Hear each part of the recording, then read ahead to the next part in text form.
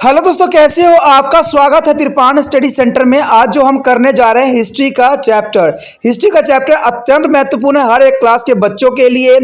खास तौर पे जो यूपीएससी एग्जाम तैयार करना चाहते हैं तो इस वीडियो का जो है फायदा उठा सकते हैं और ये काफी इंपॉर्टेंट भी उनके लिए रहेगा। चलिए देखते हैं हमारा आज टॉपिक क्या है। The Himalaya.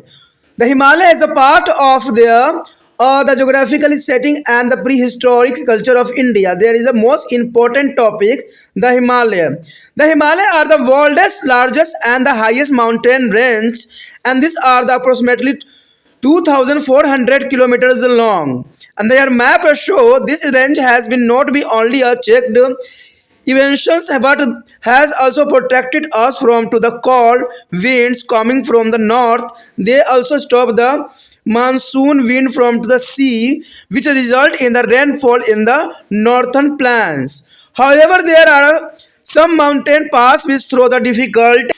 Here show the most important map here of physical feature of India, but here show the Himalaya. Himalaya is the most important for the geographical reason, and here a geographical setting and the prehistorical culture and found on their Himalaya side, their northern plan, and there is the most important here. They are provide us to the determine to the inventors, traders, missionaries, and this help in their developing culture. Contact with the Central Asia, China and Tibet and ancient times. There is the most important for the Himalaya. There is the contact with the Central Asia, China and Tibet and the ancient time. In the northern western direction of the broken Himalaya is range content the major routes linking the Indian plan with the Iran and Central Asia through the Afghanistan. There is a most important data plan with the Iran, Central Asia through the Afghanistan, and this pass through the Golmaz is the Balkonos and the Khyber passes. The Greeks, Sakas and Kushan and Hunas and the other four gun travel reached the India following these routes. And likewise is a Buddhist and other Indian element were carried out of the Afghanistan and Central Asia through this mountain pass. There is a most important here. दोस्तों यहाँ पर जो हमारा अत्यंत महत्वपूर्ण topic आया है हिमालय क्षेत्र। देखिए हिमालय क्षेत्र के बारे में जानना बहुत ही रोचक रहेगा और इसकी विशेषताओं को जान के और भी आप रोमांचित हो जाओगे, क्योंकि हिमालय आपको पता है कि हिमालय हमारे लिए सबसे इम्पोर्टेंट अपना स्थान रखता है, क्योंकि बहुत से जो चाहे आक्रमणकारी हो चाहे बहुत से जो यात्री थे असेंट टाइम में जो थे इसी क्षेत्रों का उपयोग किए। और कहते हैं हिमालय जो है हमारे बहुत तरह से जो है फायदेमंद है, क्योंकि ये बहुत सारे हवाओं को जो है इधर आने से रोकती है, बहुत सी घटनाओं को आने से यहाँ रोकती है। इवन कि ये मौसम को परिवर्तन करने में भी हिमालय का अपना विशेष स्थान रहता है। तो ये जानना आपके लिए अत्यंत महत्वपूर्ण रहेगा कि हिमालय क्षेत्र क्या है। कहते हैं हिमालय पर्वत क्षेत्र जो है विश्व की विशालतम और उच्चतम जो है पर्वतीय श्रृंखलाएं हैं, और यह औसतन जो है 2400 किलोमीटर लंबा है। ठीक है, इस श्रृंखला ने न सिर्फ हमलावरों को आने से रोका है बल्कि उत्तर की ओर से आने वाले मानसूनी शीतलहर से भी हमारी सुरक्षा करती है। मैंने आपको पहले ही बताया था कि ये हमारे लिए अत्यंत महत्वपूर्ण है और ये हमलावरों को भी आने से रोकता है, क्योंकि वहाँ की जो विषम परिस्थिति होती है वो हमलावर सह नहीं पाते हैं। और कहते हैं वहाँ उधर साइड से मानसूनी शीतलहर जो आती है उससे भी हमारे देश को जो है सुरक्षा प्रदान करती है। यह समुद्र से उठने वाली मानसून हवाओं को भी रोककर उत्तरी मैदान क्षेत्र में वर्षा का कारण बनाती है। यानी उत्तरी मैदान में जो वर्षा होता है वो हिमालय के कारण ही माना जा सकता है। यद्यपि कुछ ऐसे पर्वतीय दरारें हैं जिनसे गुजर कर हमलावर जो है व्यापारी और जो है धर्म प्रचारक यहाँ पहुंचे। यद्यपि यह जटिल क्षेत्र है। इन्होंने प्राचीन कला में मध्य एशिया, चीन और तिब्बत जैसे देशों से जो है संस्कृति संबंध विकसित करने में सहायता भी किया है। तो कहते हैं हिमालय का अपना एक विशेष स्थान है और इसका स्थान जो है कोई ले नहीं सकता। इनके बारे में जो है जानना और भी अधिक महत्वपूर्ण रहेगा। देखा जाए तो यहाँ उत्तर पश्चिम दिशा में जो है विभाजित हिमालय श्रृंखलाओं में भारतीय मैदान क्षेत्रों का जो है पाकिस्तान के जरिए ईरान और मध्य एशिया को जोड़ने वाले मुख्य मार्ग शामिल है। इनमें जो है गोमल, बोलेंस एंड खैबर पास शामिल है और ग्रीक, शक और कुषाण, हून और अन्य विदेशी जनजातियों ने इन्हीं मार्गों के जरिए भारत में प्रवेश किया था और इसी प्रकार बौद्ध धर्म और अन्य भारतीय विशेषताएं इन्हीं पर्वतीय मार्ग के जरिए जो है अफगानिस्तान और मध्य एशिया तक पहुंचती है। तो आप समझ सकते हो, चाहे ग्रीक हो, शक हो, कुषाण हो, हून हो, चाहे अन्य विदेशी जनजाति हो, इसी मार्ग का उपयोग किया और भारत का जो है शोषण भी किया, लेकिन बहुत से कुछ जो थे सुधार भी किया। तो देखा जाए तो हिमालय का अपना एक विशेष स्थान है और ये जानना आपके लिए और भी रोचक रहेगा इसकी मैदानी क्षेत्र के बारे में। तो चलिए देखते हैं मैदानी क्षेत्र के बारे में क्या हमारे समक्ष जो है विशेषता है। तो चलिए उत्तर भारत के हम नदियों, तटीय मैदानों के क्षेत्र के विषय में चर्चा करें। So our next topic is the urbanized is the plan of northern India. There is a most important point. There is no show here on screen the point, but there is a plan of the northern India. There is a most important here. The Himalaya also provide to India with the three river system dominated by the Indus, the Ganga and the Brahmaputra. There is three rivers is the most important here, and this river is made their respective region fertility and the attracted both settled and the revenders. There is the most important here. The Indo plan is include of regional of Punjab, Sindh and irrigated by their tributaries of the rivers Indus, and they form a base fertilizer plan which has made for the region and bread basket of the subcontinent. It is called a so because there is a reason is very important for a wheat cultivation. The statics is the location and the richness of the Punjab region has attracted to the foreground. There is a more important attracted by the foreigners and invited to the sign ascent past. The Sindh region is include their global Indo Valley and the Delta. It is the Indo plan which is the witnessed the development of on the urbanization culture is called Harappan culture for the first time in the subcontinent. See the lesson 3. There is a next lesson over. The Gangotri is a basin, receive is a more rainfall and the more humid than the Indo-regional. There is a Gangotri is a plant is divided into three sub-regions, upper, middle and the lower. There is the upper plan of the rivers, the Ganges is a constitute, there is a western and southern part of the Uttar Pradesh. This region has seen active culture developments in the ascent period. And this was the inhabited by there is a Aryan in the later Vedic period, and during which there is a prestige agriculture. Their middle is a Gangetri plan, and which is the more fertilized and there is more rainfall, include to the eastern Uttar Pradesh and Bihar. It is a region where the Mahajanpad authority state like Koshal, Kasi and Magad were established in the 6th century BC. There are two main religions of India, Jainism and Buddhism, also took their birth here. There is a most important here is a Mahajanpad, is a like Koshal, Kasi, Magad. There is the Mahajanpad. There is 16th century BC.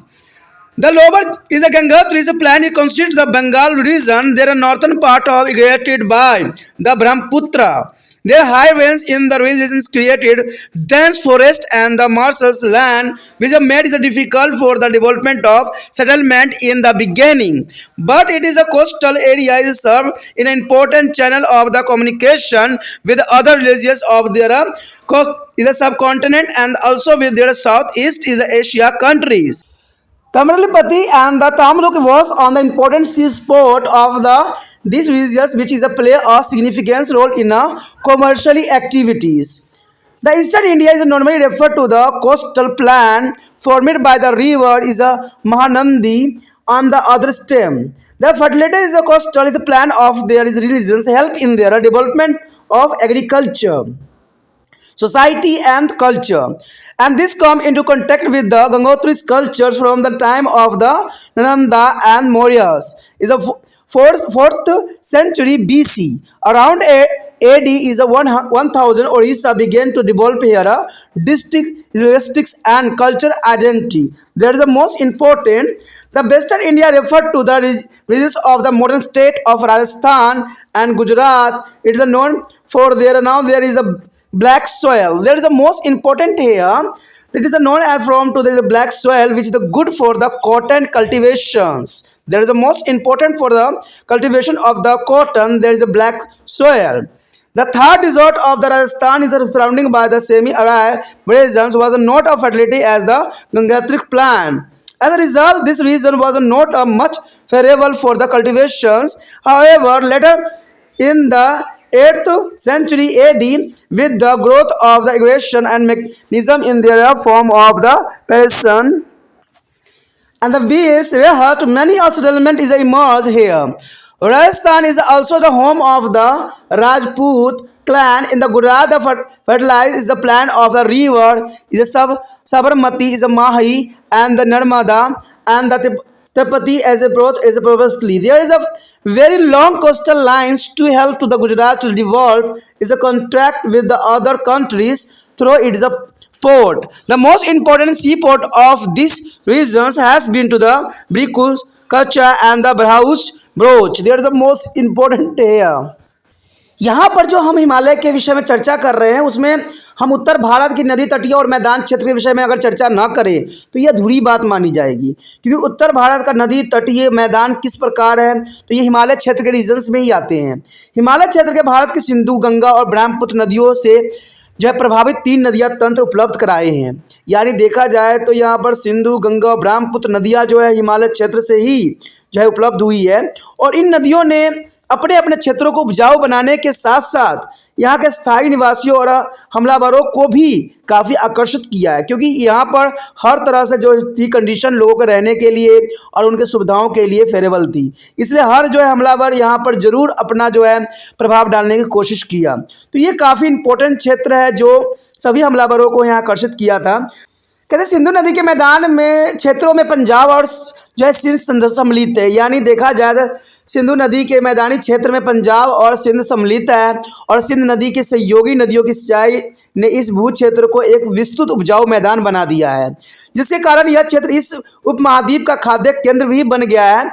और इस कथन का यह कारण है क्योंकि यह क्षेत्र गेहूं की खेती के लिए बहुत ही महत्वपूर्ण है। कहते हैं पंजाब की सामरिक स्थिति और समृद्धि ने प्राचीन काल से ही विदेशी हमलावरों को काफ़ी आकर्षण किया है। सिंध नदी क्षेत्र में निचली जो है सिंधु घाटी और डेल्टा शामिल है।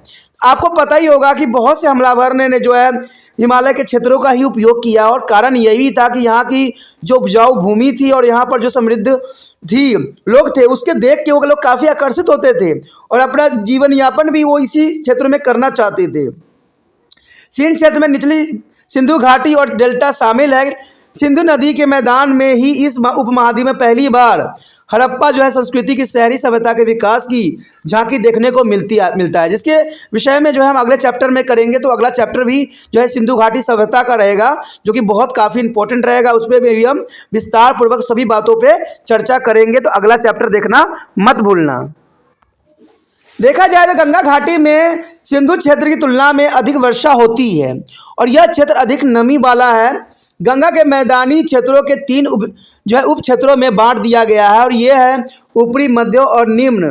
गंगा नदी के ऊपरी क्षेत्र में उत्तर प्रदेश के पश्चिम और दक्षिणी क्षेत्र शामिल है। कहते प्राचीन काल से ही इस क्षेत्र में जो है सांस्कृतिक विकास दिखाई देता है और उत्तर वैदिक युग में यह आर्य का निवास स्थान बन गया था और यहाँ रहकर उन्होंने खेती बाड़ी हर तरह के जो है कार्य करने में सक्षम पाए थे। कहते मध्य गंगा की मैदान क्षेत्र अधिक उपजाऊ है, उसमें जो है पूर्वी उत्तर प्रदेश और बिहार शामिल है। यह वह क्षेत्र है जहां 6ठी शताब्दी ईसा पूर्व कौशल, काशी और मगध जैसे महाजनपद ने अपना जो है क्षेत्र स्थापित किए थे। आपको पता ही होगा कि इस क्षेत्र में कौशल, काशी और मगध जो है काफ़ी इम्पोर्टेंट जो है राजाओं ने यहाँ पर राज किया था और भारत के 2 प्रमुख धर्म जैसे जैन और बौद्ध धर्म का भी जन्म इन्हीं क्षेत्रों में ही हुआ था। तो ये क्षेत्र काफ़ी महत्वपूर्ण माने जा सकते हैं धर्म के रिगार्डिंग भी और उपजाऊ क्षेत्र के अनुसार भी। गंगा के निचले मैदान क्षेत्रों में बंगाल क्षेत्र शामिल है और इसका उत्तरी क्षेत्र जो है ब्रह्मपुत्र द्वारा सिंचित क्षेत्र है। कहते हैं भारी वर्षा से यहाँ घने जंगल और दलदलीय भू विकसित हो गई है, जिसके परिणाम स्वरूप जो है शुरू में यहाँ आवास विकसित करने में काफ़ी कठिनाई पैदा हुई थी, क्योंकि आपको पता है हिमालय के क्षेत्र है तो हिमालय के क्षेत्र में रहना संभव नहीं रहता है, क्योंकि यहाँ पर बहुत ही ठंड अधिक पड़ती है और सारे साल रहती है। तो इसलिए यहाँ पर जो है जनजीवन को जो है सेटलमेंट करना बहुत बड़ी कठिनाई थी, लेकिन फिर भी जो है लोगों ने अपना जीवन यापन करने की हर तरह से संभवतः कोशिश किया है और यहाँ पर वो लोग रह भी रहे हैं। लेकिन इसके तटीय क्षेत्र इस उपमहाद्वीपों के अन्य क्षेत्र और दक्षिण पूर्वी एशियाई देशों के बीच भी परस्पर संचार के महत्वपूर्ण मार्ग साबित हुए हैं।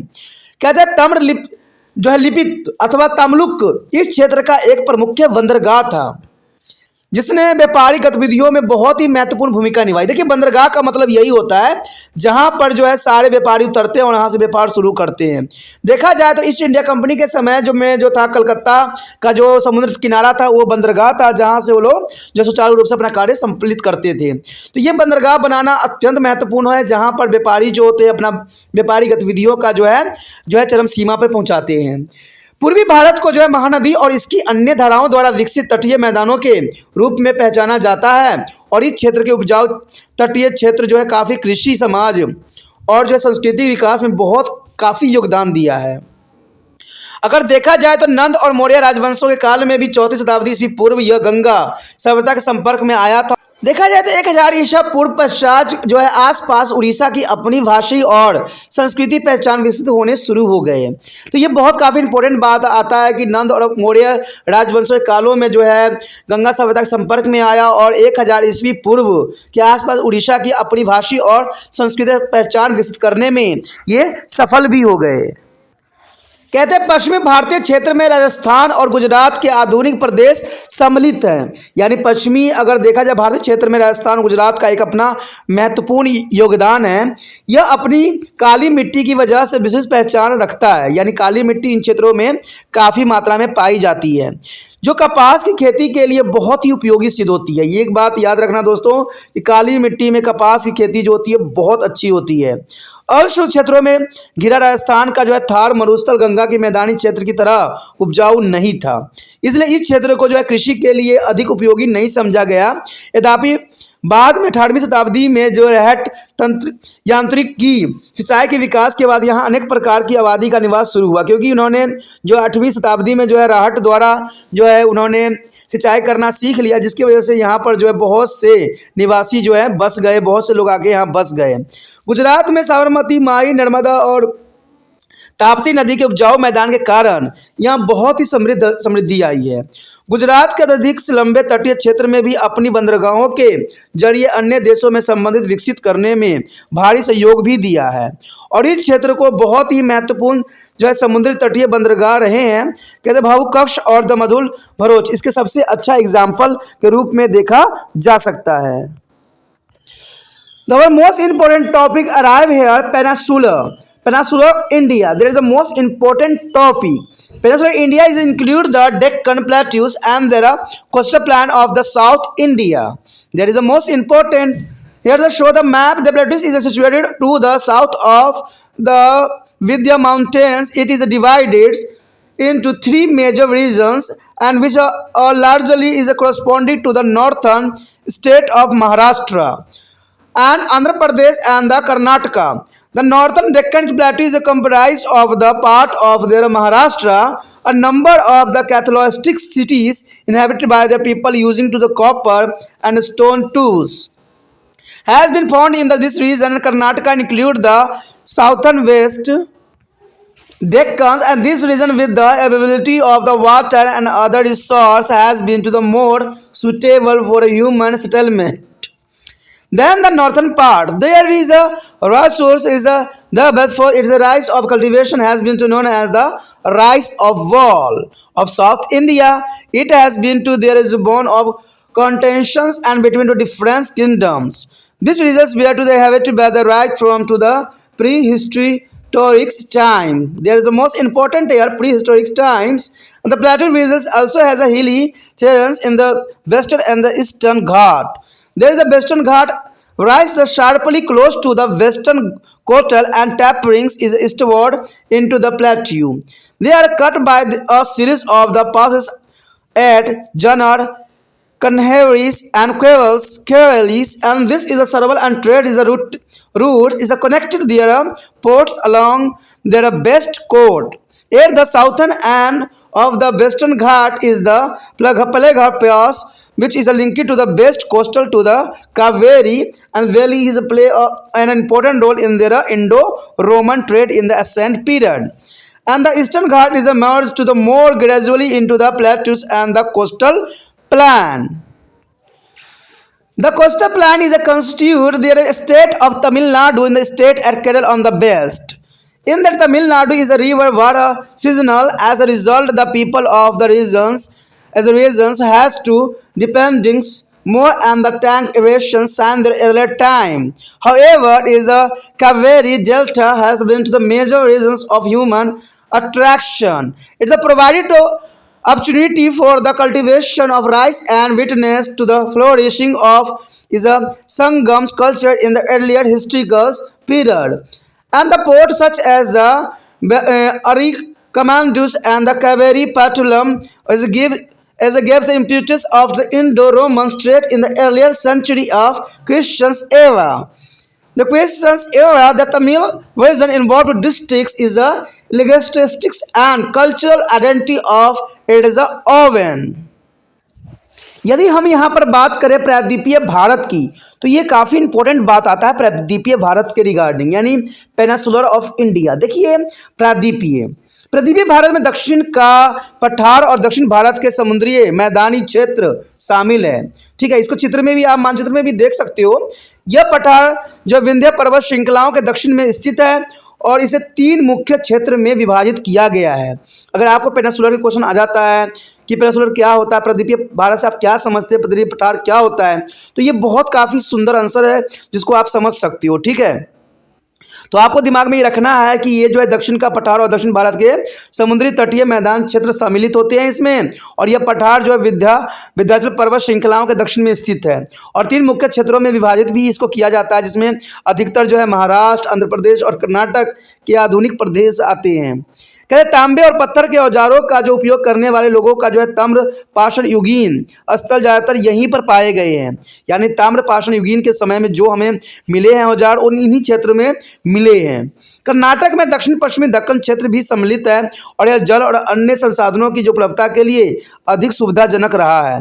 चावल की खेती के कारण जो है रायचूर द्वाब क्षेत्र को दक्षिण भारत का चावल केंद्र कहा जाता है, यानी बॉल्स ऑफ राइस। कभी कभी क्वेश्चन भी आ जाता है कि बॉल्स ऑफ राइस किसे कहते हैं, तो याद रखना कि ये जो होता है यहाँ पर किसको कहते हैं, चावल की खेती के कारण जो है रायचूर द्वाब क्षेत्र को जो है हम यहाँ दक्षिण भारत का चावल केंद्र भी कह सकते हैं। और यह क्षेत्र जो है विभिन्न बंदरगाहों में परस्पर युद्ध का कारण भी रहा है, क्योंकि यहाँ पर उपजाऊ क्षेत्र रहा है, तो हर समय जो है युद्ध का सबसे बड़ा कारण भी इसी क्षेत्रों को ही माना जाता है। यह क्षेत्र विभिन्न बंदरगाहों में परस्पर युद्ध का कारण रहा। ऐतिहासिक काल से ही इन क्षेत्रों में लोगों का निवास रहा, यानी काफ़ी अच्छा यहाँ पर क्षेत्र होने के कारण, यहाँ पर उपजाऊ होने के कारण सभी लोगों का ये जो ये क्षेत्र है मनपसंद रहा है। पठार क्षेत्र में भी जो है पश्चिम और पूर्वी घाटों पर पहाड़ी भूप्रदेश है और यह पहाड़ियाँ पश्चिम तट पर जो है पश्चिमी घाट के नज़दीक से बिल्कुल ही सीधा ऊंचाई की तरफ बढ़ते हुए हैं। पूर्व दिशा में पठार की तरफ ढलान में चली जाती है और जजुनार, कन्हरी और कोरल पर इसमें अनेक मार्ग यानी दरारें श्रेणी स्थित होते हैं और यह मार्ग इस बंदरगाह को जो है पश्चिम समुद्र तट को जोड़ने वाले जो है व्यापारिक मार्ग के रूप में उपयोग कर रहे हैं। व्यापारिक मार्ग का तो मतलब समझ ही गए होंगे कि इन दरारों का उपयोग जो है आज व्यापारिक क्षेत्र के रूप में किया जाता है, यानी व्यापार करने वाले इसी मार्ग का जो है उपयोग करते हैं। कहते हैं पश्चिमी घाटों के दक्षिण किनारों पालघाट दरारों का है, यानी पश्चिमी घाट के जो है वो पालघाट दरारों के लिए जानी जाती है, जो कि पश्चिम समुद्र तट के जो है कावेरी घाटी से जोड़ती है और इसमें जो है प्राचीन काल से लेकर आज तक भारत, रोम, इंडो रोम व्यापार में अत्यधिक महत्वपूर्ण भूमिका भी निभाती है। पूर्वी घाट धीरे धीरे पठार और समुद्री तटीय मैदान क्षेत्र में ढलते चले जा रहे हैं। समुद्री तट मैदानी क्षेत्र में पूर्व में तमिलनाडु और पश्चिम में केरल प्रदेश आते हैं। तमिलनाडु में नदियां मौसमी होती है और जिसके परिणाम स्वरूप प्राचीन काल से ही इस क्षेत्र के लोग तालाबों द्वारा सिंचाई पर अधिक निर्भर रहे हैं, यानी तालाबों द्वारा यहाँ सिंचाई जो होती है ये काफ़ी इंपॉर्टेंट बात रहता है। फिर भी कावेरी डेल्टा क्षेत्र जो है मानव के आकर्षण का प्रमुख केंद्र रहा है और इसमें चावल की खेती के लिए जो है अवसर प्रदान किए हैं और यहीं पर जो है जब ऐतिहासिक काल की संगम सभ्यता का विकास भी दिखाई दिया है। यानी देखा जाए तो ऐतिहासिक काल के संगम सभ्यता का भी विकास यहीं पे हुआ है और तमिल क्षेत्र में इन्होंने जो है अपनी एक विभिन्न भाषीय संस्कृति पहचान विकसित कर लिया है, तो जो कि काफ़ी इंपॉर्टेंट है। अगला पॉइंट जो हमारे समक्ष रहेगा वो है पर्यावरण का प्रभाव। देखिए पर्यावरण प्रभाव भी जो है हिमालय में किस प्रकार की रहती है, तो ये जानना हमारे लिए अत्यंत महत्वपूर्ण होते हैं। तो चलिए देखते हैं पर्यावरण का प्रभाव जो है हिमालय के क्षेत्र में किस प्रकार का रहता है। So our next topic is the most important here, environment impact. There is environmental impact. What is the environment impact here? The Himalaya regions, there is the most important here. The impact of the environment in Himalaya, there is the most important here. The settlement of the people in any region is a very much development on it is an environmental condition. The environment condition is the most important to people.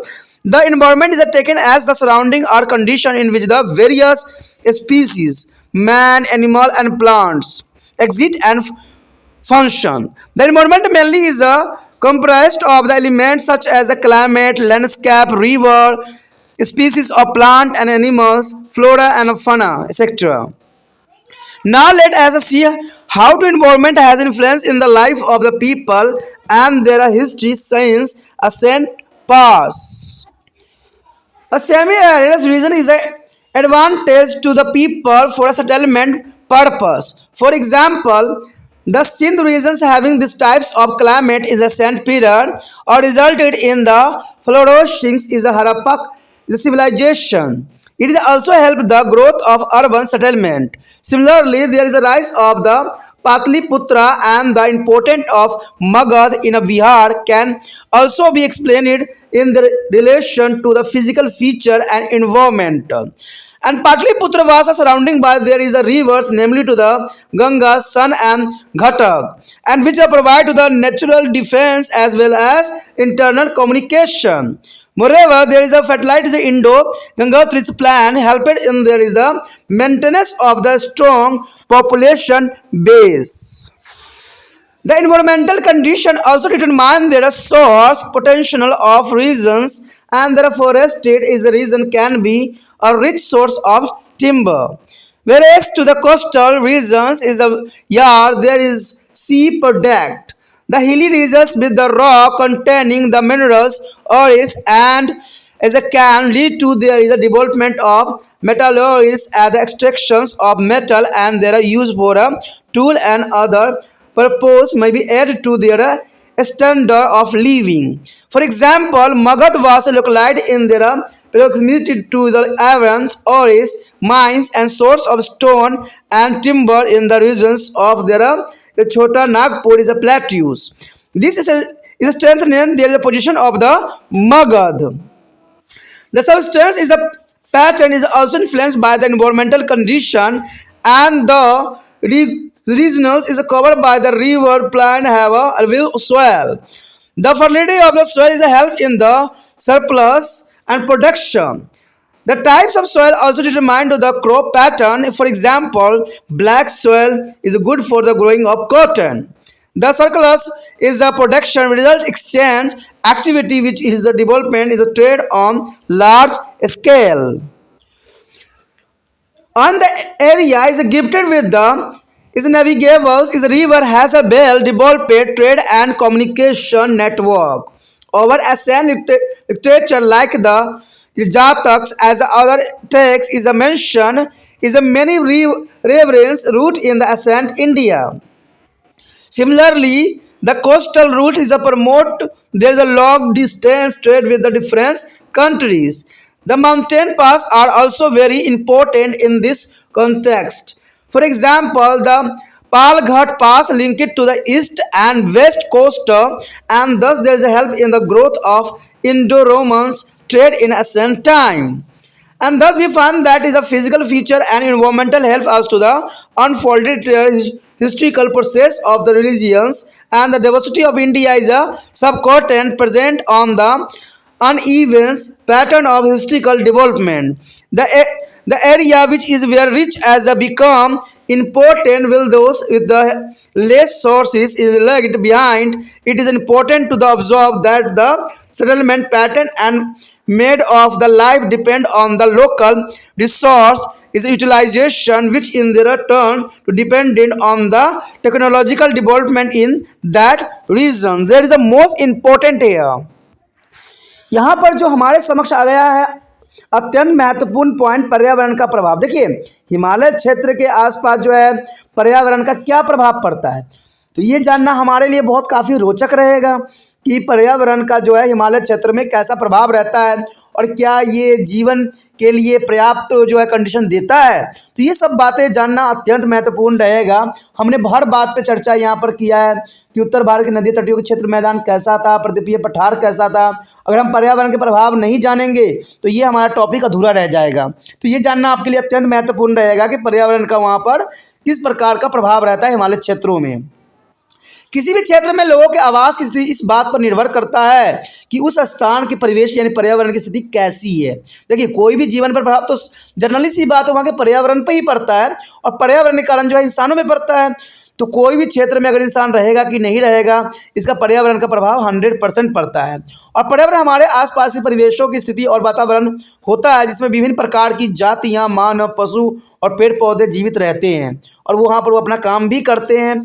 पर्यावरण मुख्य रूप से किसी स्थान का वातावरण, भूभाग, पेड़ पौधे और पशु यानी वनस्पति और प्राणी जगत आदि के शामिल होते हैं, यानी फ्लोरा एंड फौना के लिए अत्यंत महत्वपूर्ण होते हैं। आइए अब हम देखते हैं कि प्राचीन काल से लेकर आज तक पर्यावरण ने लोगों के जीवन और इतिहास को किस प्रकार प्रभावित किया है। लोग स्थायी आवास के लिए जो है अर्ध शुष्क क्षेत्र अधिक उपयोगी होते हैं। उदाहरण के लिए सिंध क्षेत्र जहां पर प्राचीन काल में इसी प्रकार के वातावरण रहा है में जो है समृद्ध हड़प्पा सभ्यता विकास भी हुई है और इसने शहरी आवास विकसित करने में भी सहयोग दिया है, यानी इसने शहरी आवास को विकास करने में काफ़ी महत्वपूर्ण योगदान दिया है। इसी प्रकार बिहार में पाटलिपुत्र का विकास और मगध के महत्व को भी वहाँ की भौगोलिक विशेषताओं और पर्यावरण के जो है मद्देनजर इसके परस्पर संबंधों के अनुरूप परिभाषित किया जा सकता है। पाटलिपुत्र गंगा और सोन और गंडक नदी से जो है घिरा था, जिन्होंने इस स्थान को जो है नैसर्गिक सुरक्षा प्रदान करने के साथ साथ जो है आंतरिक संचार की सुविधा को भी उपलब्ध करवाई थी। इसके अतिरिक्त उपजाऊ जो है सिंध गंगा के मैदान क्षेत्र ने भी यहाँ धनी आबादी के विकास बनाए रखने में सहायता किया है। अगर आपको समझ हो इस बात का हो कि इंसान वहाँ निवास करते हैं जहाँ पर उनको हर तरह के जो है पर्यावरण संतुलन मिलता हो, वहाँ पर रहने लायक स्थिति हो, तो ऐसे क्षेत्र जो होते हैं काफ़ी उपजाऊ क्षेत्र में भी आ जाते हैं और यहाँ पर जो है काफ़ी उपजाऊ होने के कारण धनी आबादी होना एक स्वाभाविक बात रहती है। पर्यावरणीय परिस्थिति किसी भी क्षेत्र के संभावित संसाधनों को भी निर्धारित करती है। कहते हैं वनांचल क्षेत्र यानी वनांचल क्षेत्र लकड़ी का बड़ा स्रोत हो सकते हैं, तो समुद्री तटीय क्षेत्र जो है समुद्री उत्पादों के स्रोत भी हो सकते हैं। चट्टानों में जो है भरपूर पहाड़ी क्षेत्र जिनमें जो है खनिज अयस्क यानी कच्ची धातु भी सम्मिलित है, धातु विज्ञान के विकास में सहायक हो सकता है। जैसे मगध जो है लोहे की कच्ची खानों के नज़दीक और छोटा नागपुर पठार के क्षेत्र में पत्थरों के स्रोत यानी उद्गम स्थानों और लकड़ी के क्षेत्र के नज़दीक स्थित होते हैं। तो बड़े बड़े जो उद्योग होते हैं उन क्षेत्रों में लगाए जाते हैं जहां पर कच्चे माल जो है आसानी से उपलब्ध हो। इसलिए सबसे अच्छा यहाँ एग्जाम्पल है जो आपके समक्ष था, मगध लोहे की कच्ची खानों के लिए जाना जाता है और छोटा नागपुर जो है पत्थरों के जो स्रोत के रूप में जाना जाता है। उसी तरह जो है सबका अपना अपना एक विशेष स्थान रखता है, इस वजह से जो है मगध की स्थिति बहुत काफ़ी मजबूत हो जाती है। जीवन के रहन सहन और जो है आहार व्यवहार भी पर्यावरणीय परिस्थिति में प्रभावित होते हैं। नदी के मैदानी क्षेत्र में जो कछार वाली मिट्टी बाढ़ से प्रभावित होती है, यानी कछार वाली मिट्टी जो होती है काफ़ी बाढ़ के कारण ये काफ़ी प्रभावित होती है और मिट्टी की उपजाऊ शक्ति जो है अधिक पैदावार में सहायक भी होती है। मिट्टी की किस्म किसी स्थान की फसल पद्धति को भी निर्धारित करती है, जैसे काली मिट्टी कपास की खेती करने के लिए अच्छी होती है। कहते हैं बढ़ते उत्पादन के फलस्वरूप वस्तुओं के परस्पर से लेन देन की गतिविधियों को बढ़ावा भी मिलता है, जिससे बड़े पैमाने पर व्यापार विकसित होता है। जल मार्ग की सुविधाओं से जो है संपन्न नदियां वाले क्षेत्रों में विकसित व्यापार और संचार नेटवर्क देखने में आए हैं। जातक और अन्य उपलब्ध जो है हमारी प्राचीन साहित्यिक पुस्तकों में प्राचीन भारत में अनेक जलमार्गों के होने के उपलब्ध जो उल्लेख मिलती है और इसी प्रकार समुद्र तटीय जो है जलमार्ग विभिन्न समुद्री देशों के व्यापार की प्रगति को बढ़ावा भी देता है। पहाड़ी मार्ग इस संदर्भ में बहुत ही महत्वपूर्ण होते हैं। उदाहरण के रूप में अगर देखा जाए तो पाल घाट द्रावण ने पूर्व और पश्चिम समुद्री तट को आपस में जोड़ा है और प्राचीन काल में भारत रोम व्यापार करने के लिए काफ़ी अनुकूल थी। तो ये सारी चीज़ें जो है वहाँ के पर्यावरण स्थिति ही उसको जो है बनाती है।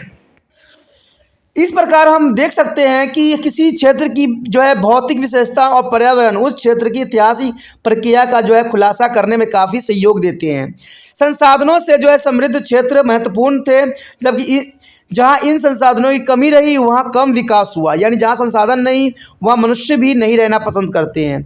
यह समीक्षा जो है बहुत महत्वपूर्ण है कि आवास पद्धति और जीविका का तरीका स्थानीय संसाधन के उपयोग पर निर्भर करता है, जिसके परिणाम स्वरूप पर जो है क्षेत्र का जो है तकनीकी विकास निर्भर करता है। तो most important topic arrive here pre historics is a civilization. There is a part of the geographical setting and prehistoric culture of India. There is a most important topic is a prehistoric is a civilization. There is a most important here. What is a prehistoric civilization here? There is a most important question.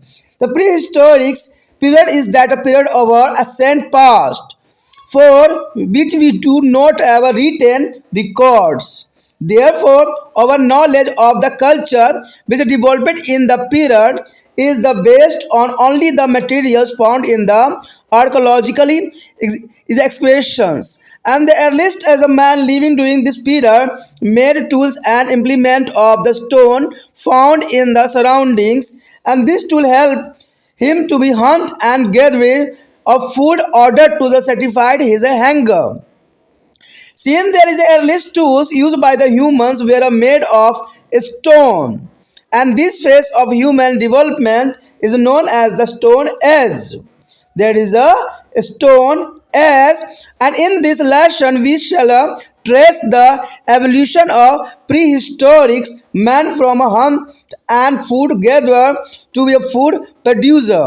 This change did not be take a place of a sudden and took us several 100,000 years. On the basis of their different types of tools and techniques, the stage of human development in the prehistoric period are described as the Paleolithic or Old Stone Age. There is a Mesolithic and Middle Stone Age, and the Neolithic or New Stone Age. There is a most important topic here arrive.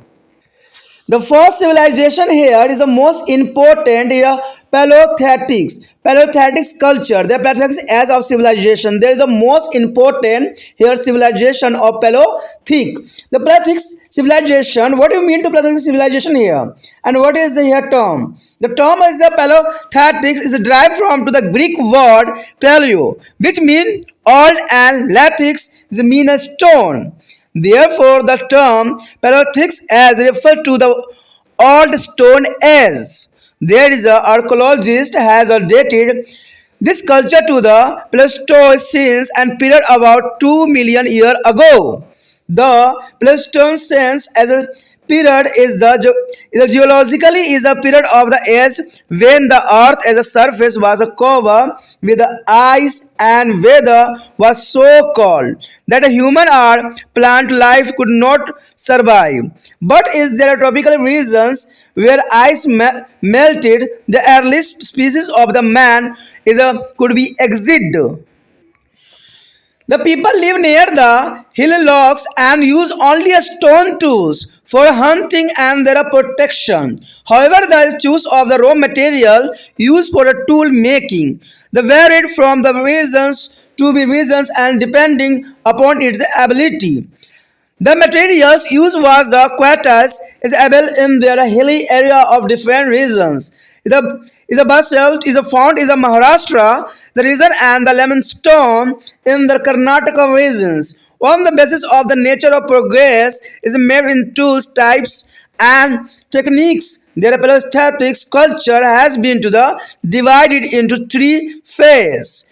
These are first year lower earlier is a Paleolithic and second year middle Paleolithic and third year upper or late Paleolithic.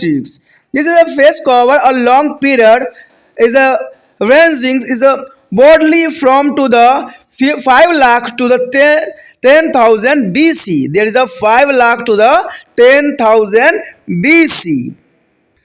The first point here, tool of the Paleolithic period. There is a most important here point. There is a Paleolithics as a tool. That is the most important here. The main tool of Lower Paleolithic face wearer is a hand axe, is a cleaver and chopper. And this is called chopping tool. And this ware is a rough and heavier and ware made by the chopping the side of the stone. Gradually sharper and less heavy tools come to be made. The flex tools is a chopper is a pieces were to the chief tools during to the middle Paleolithic period.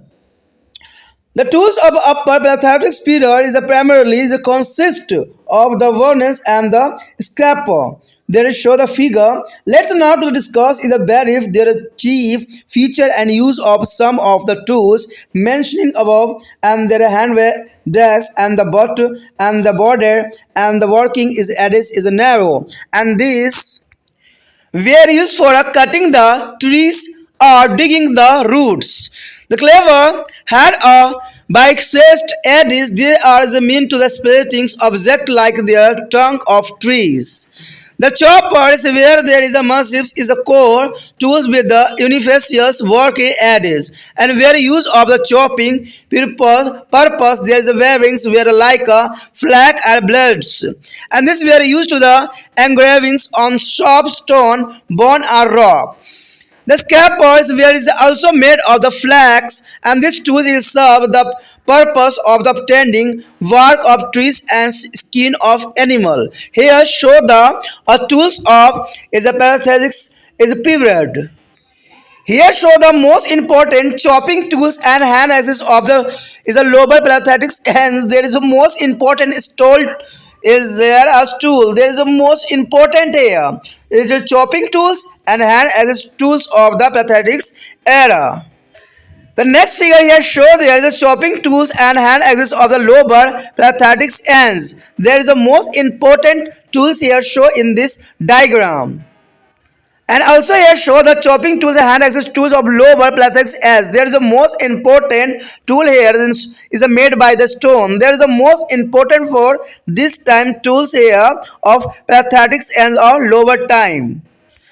The next topic is here a geographical distribution of the Paleolithic sites. There is a most important here a geographical distribution. There is geographical division also.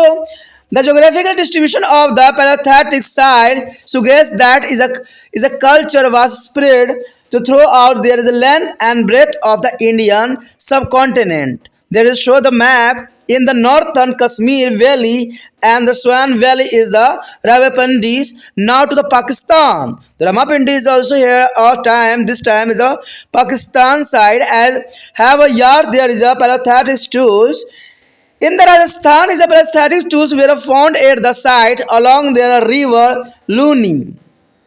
In the western India, Paleolithic tools were also discovered from side of the river is a Sabarmati, Mahi, and there is a tributaries is a Gujarat. In the Maharashtra, their most is important site are Nivasa a tributary of Godavari and Patna in the Tapti river system. There is a most important here. In the Madhya Pradesh is a rock shelter or Bhimbetka near of Bhopal. Bhimbetka is near of Bhopal and is a Adamgarh in there is a district of Hosanabad have had tools from to the Paleolithic to the Mesozoic period. In the Uttar Pradesh is a Bengal Valley is a region is a broadly from Allahabad to the Varanasi is the most is a prominent site. It shows the human occupation of the area is a continuously form to the Paleolithic period. There is a most important here. Here the most important map here, Paleolithic side, there is a most important, there is a dark river valley and there is a Gangos, Buddha, Pushkar. There is a most important side here, Paleolithic side, there is a map. And I also show here is the most important for the Paleolithic of as in a map. So both the East Assam and the Northern area, including to the Meghalaya Goro Hills, have added to the Paleolithics. Is artifact is the Paleolithic tools has also been found of various sites of Bengal, Orissa and Bihar. In the peninsular India, is the Paleolithic tools has been reported from the Andhra Pradesh and Karnataka. In Tamil Nadu, on important site in the Rampakam and Chinagupta regions. These substance of the Paleolithic cultures as was is based on mainly on the hunting animal and gathering fruits and roots. In other words, the people where is a primarily is a hunters and gathering with a no settled or habitation. That is the most important. On the basis of the above discussion, we can conclude that a Paleolithic culture of the prehistoric is a period where while spread throughout the Indian subcontinent, the study of the tools indicate a gradually process in the tool technology, which must have lead to the better ability of resource. The next era substance of pattern. There is a most important. There is a athletics people is a prestige to do hunting and food gathering. For their substance, they are made of simple stone tools for hunting, cutting, digging, and other purpose. There is a lead to the is a nomadic life and the migrated to place where a plant animal resource along with the water were easily available. There is a most important here. यहाँ पर जो हमारा अत्यंत महत्वपूर्ण topic जो आया है, जो कि हमारा टॉपिक है पूरा पाषाण युग यानी पैलोथैटिक सभ्यता। यानी ये हमारा टॉपिक जो है भारत का भौगोलिक परिवेश और जो है प्रागैतिहासिक जो है सभ्यताओं के अंतर्गत हमारा ये टॉपिक आया है पूरा पाषाण युग सभ्यताएं। कहते हैं पैलोथैटिक शब्द जो है ग्रीक शब्द पैलियो से निकला है जिसका अर्थ है पुराना, और लिथिक का शब्द का अर्थ होता है पत्थर से लिया गया है।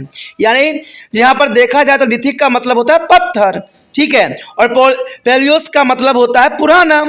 इसलिए जो है पैलोथैटिक्स युग का अर्थ हुआ पूरा पाषाण युग।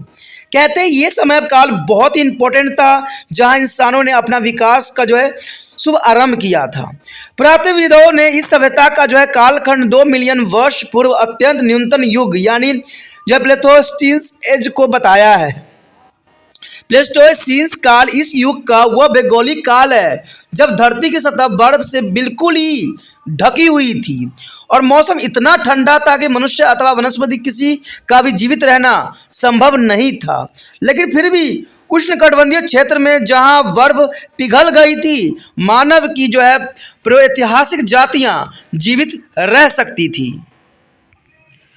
लोग पहाड़ी चट्टानों के आसपास रहते थे और अपनी सुरक्षा के लिए सिर्फ पत्थर से बने औजारों का ही प्रयोग किया करते थे। फिर भी औजार बनाने के लिए प्रयोग की जाने वाली कच्ची सामग्री का चुनाव एक क्षेत्र से दूसरे क्षेत्र में भिन्न होता था और इस सामग्री की उपलब्धता पर निर्भर होता था। जैसे महाराष्ट्र क्षेत्र में उपलब्ध बेसलॉट और कर्नाटक क्षेत्र में पाए जाने वाला चूना पत्थर।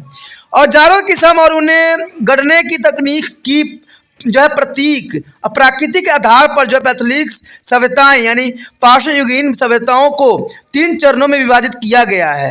एक तो था आरंभिक अथवा पूरा पाषाण युग यानी अर्ली पैलेथिक्स कहते थे, एक जो था मध्य पाषाण युग जिसको मिडल्स पैलेथिक्स एज कहते थे, और उसके बाद था उन्नत या उच्च पाषाण युग। तो इसको 3 भागों में जो है विभक्त किया गया है जो कि काफ़ी इंपॉर्टेंट यहाँ पर रहेगा और काफ़ी दिलचस्प भी रहेगा।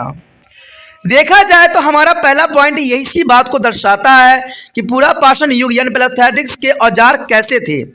पूरा पाषाण युग चरण में मुख्य औजार थे हाथ की कुल्हाड़ी, गडासा और काटने के लिए औजार थे। ये औजार बहुत ही बेढंगे और भारी होते थे और पत्थरों से बनाए गए थे और धीरे धीरे नुकीले और हल्के औजार भी बनाए जाने लग गए। तो कह सकते हो कि उस समय बनाने का जो पद्धति थी वो बेढंग था और काफ़ी हैवी होता था क्योंकि उस समय उनको इस बात की समझ नहीं थी कि जो हमारा औजार हो कैसा हो। मध्य पाषाण युग के मुख्य औजार थे जो खपचियों की तरह से चपटे औजार होते थे। उत्तर पाषाण युग में जो मूल्यतः जो तक्षीण बुरेंस और कुदरने वाले स्पोल्स औजार हुआ करते थे जो कि हम डायग्राम में भी देखेंगे। यहाँ पर आपके समक्ष जो है क्लियर दिख रहा होगा कि पूरा पाषाण युग के काटने वाले औजार और हाथ की कुल्हाड़ी किस प्रकार के बनाए जाते थे।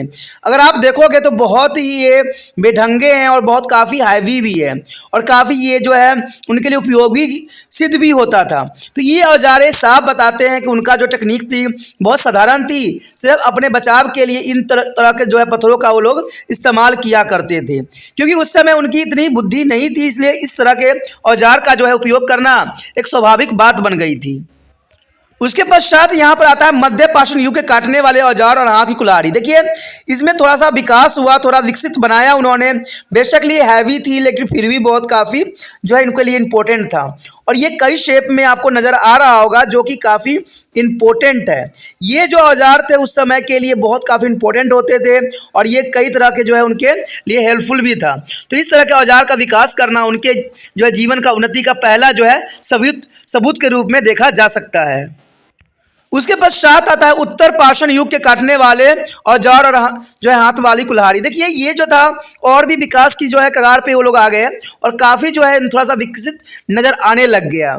यानी देखा जाए तो समय के साथ बदलाव होना काफ़ी इम्पोर्टेंट था और उनके औजार में भी इन बातों की झलक हमें साफ दिखाई देती है।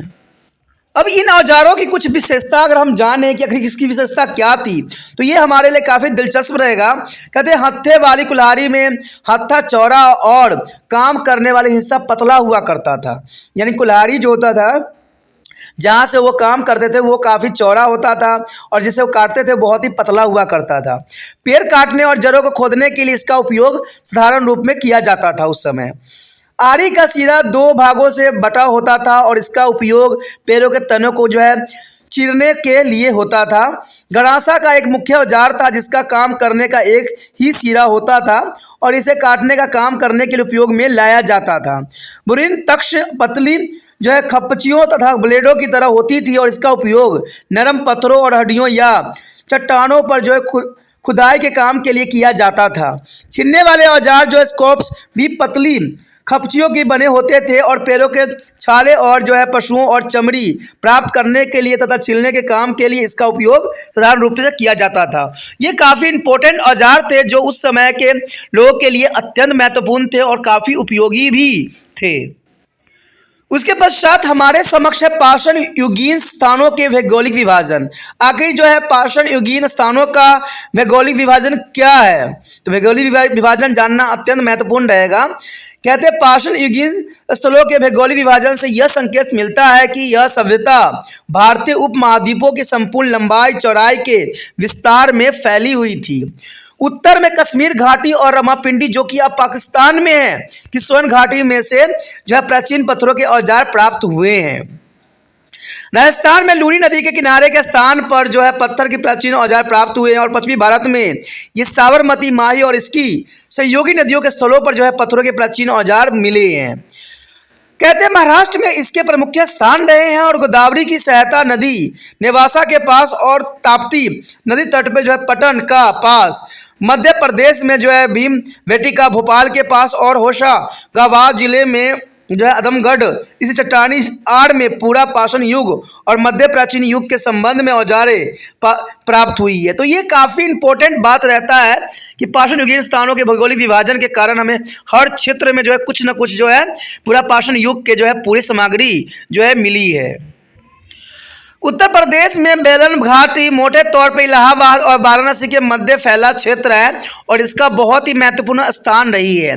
यहाँ मिले औजारों से प्राचीन जो है पाषाण युग से लेकर निरंतर आज तक जो है मानवीय जो है व्यवसाय के दर्शन हमें प्राप्त होती है। तो ये काफ़ी इंपॉर्टेंट बात यहाँ पर आ जाती है। यदि पूर्व की ओर बढ़े तो असम और मेघालय गारो की पहाड़ी सहित वहाँ के आसपास के क्षेत्र में इतिहास पूर्व काल की जो है कलाकृतियों पाई गई है और बंगाल, उड़ीसा और बिहार के अनेक स्थानों पर भी प्राचीन पाषाण युग के औजार प्राप्त हुए हैं। प्रायद्वीपीय भारत में आंध्र प्रदेश और कर्नाटक में प्राचीन पाषाण युग से जो संबंध औजार मिलने के समाचार मिले हैं हमें। तमिलनाडु में इसका मुख्य स्थल रहा है। कहते अधिक्रम मक्कस में जो है चिरंगपुर क्षेत्र में स्थित है और प्राचीन पाषाण युग की जीविका का मुख्य आधार पशुओं का शिकार और फलों और उसकी जड़ों से खाद्य सामग्री सहित करना माना गया है। अन्य शब्दों में उस युग के लोग मुख्यतः जो है शिकार और संग्रहकर्ताओं थे जिनका कोई अस्थायी निवास नहीं होता था। यानी वो शिकार करते थे और शिकार करते करते कई क्षेत्रों में पहुंच जाते थे और संग्रहकर्ता थे, यानी कई चीज़ों को संग्रह करके भी रखना उनके मूल्य आधार थी, लेकिन फिर भी ये लोग जो थे अस्थायी नहीं थे। ऊपर की चर्चा के आधार पर हम यह निष्कर्ष निकाल सकते हैं कि इतिहास पूर्व काल के प्राचीन पाषाण युग की सभ्यता लगभग संपूर्ण भारतीय उपमहाद्वीपों में फैली हुई थी, जो कि काफ़ी इंपॉर्टेंट बात यहाँ दर्शाता है। उसके पश्चात हमारे समक्ष आता है जीवक और रूपांतरण की पद्धति, यानी जीवन जीने की क्या पद्धति थी, यानी जीवन यापन की पद्धति क्या थी। कहते हैं प्राचीन पाषाण युग के लोगों में जीवन को यापन के लिए शिकार और खाद्य सामग्री संग्रहित करने का चलन था। उन्होंने शिकार करने, कुतरने, काटने, खोदने और अन्य उद्देश्य के लिए औजारों का जो है साधारण औजार बनाए और उन्होंने जो है खानाबदोशों जैसे जीवन बिताया। और जहाँ पर भी पानी और आसानी से उपलब्धता के साथ साथ पेड़ पौधे और पशु जैसे संसाधन की बहुलता मिली, उन्हीं स्थानों पर स्थानांतरित होते चले गए। तो ये काफ़ी इम्पोर्टेंट था उनके जीवन यापन की पद्धति के अंतर्गत। इस मैप से भी समझा जा सकता है कि जो प्राचीन पाषाण युग के स्थल कहाँ कहाँ थे। आप देख सकते हो, बुद्ध पुष्कर दिख रहा होगा आपको, जो है सिंधु घाटी, नदी घाटी भी दिख रही होगी। तो ये काफ़ी इंपॉर्टेंट स्थान था जहाँ पर ये लोग निवास स्थान अपना बनाए थे। साथ में आप देख सकते हो कि अंधगढ़ में होगा, जो है भीम बेटका में, ठीक है, और कुमोल और ऐसे ही नगा जो है कोंड में भी इनकी जो है मुख्य स्थान थी, रानीगुंड में। तो ये सारे क्षेत्र थे जहाँ पर इनका निवास स्थान के कुछ न कुछ हमें प्रमाण मिलते हैं, जो कि काफ़ी इंपॉर्टेंट यहाँ पर बात आती है। A middle stone as civilization culture. There is mean to the Mesolithics. Mesolithics as there is a most important topic. There is a part of the geographically setting and prehistoric culture of India. There is the Mesothelix. So what do you mean to hear a Mesothelix as era? The term of Mesothelix is a combination of two words, Meso and Lathix. In a Greek, their word, the Meso means there is a middle and Lathix mean to the stone. Another, the Mesolithic stage of the prehistory is there also known as the Middle Stone Age. It was a translation of phase between to the Paleolithic is the and the Neolithic age. There is a most important here. There is a phase between to the Paleolithic and Neolithic age. On the base of archaeological discovery, there begins of their Mesothelix age in India subcontinent in the date to around of 10,000 BC. There is a most important. The period of witness their rise in a temperature as a result of which their climate become warm. This change further resulting in the melting of ice of the earlier period and both there about a change in the flora and fauna. Though man was still in the hunting gatherings stage, he now started to fishing and some is a domestication of animal. The main tool they use is called a macrolithos or a small stone tool. The rock is a paintings found at the Bhimbeta near of Bhopal. Bhimbeta is near of Bhopal beginning to a period indicate that the artist is a taste of the people. The first point arrive here and there is a tool of Mesolithic period. There is a most important here. The macrolithics used during there is a Mesolithic period were very small size as varying in their length from 1 to 8 centimeters and were largely made out of choppers to the flexed piece. And some of these tools have geometric forms such as triangles, lengths and trapezium. And these tools could be attached or fixed other objects to form arrows or spear. The next year, geographical distribution of the Mesolithic site. There is a most important here. The distribution of the Mesolithic site indicates that is a Mesolithic culture cover almost the entire India from north to the south and east to the west. Important sites of this culture are Langholzans, district of Mehsan, and Gujarat, and Bhimabetka is near of Bhopal. In the Madhya Pradesh, Chaupanis, Mando, and near Allahabad is a Balloon Valley. In the Uttar Pradesh is Bhawanpur and district of is a Barodhan. In the West Bengal and Sangakula is a district of Verli. In there is a Karnataka and Tuticorin in the southern Tamil Nadu. There is a most important here. Here show the tools of there is the statics period. There is a most important tool here. There is a square, triangles, and there is a other range of the geometrical shape here present in this diagram. There is the most important tools of the Mesolithic ants here shape on different size and different of the era. But here this era of the Mesolithic as there is the most important tool here geometrical shaped. The next here is a substance of pattern. There is a most important substance pattern of the Mesolithic period. The Mesolithic people is a subsisted on the hunting and gathering. But now there was a shift in the pattern of the hunting from to big animal in the Paleolithic period to their small animal which could be attracted with the help of the bow and the arrows. In addition to this fishing and the wolvings also become important. The is a faunous remind of the cattle, sheep, goat, buffalo, pig, rat, and bisons as a hippo, dog, fox, is a lizard, tortoise, and fish, etc. Has been found that a different Mesolithic side. There is the most important here, and there is the most important substance pattern here.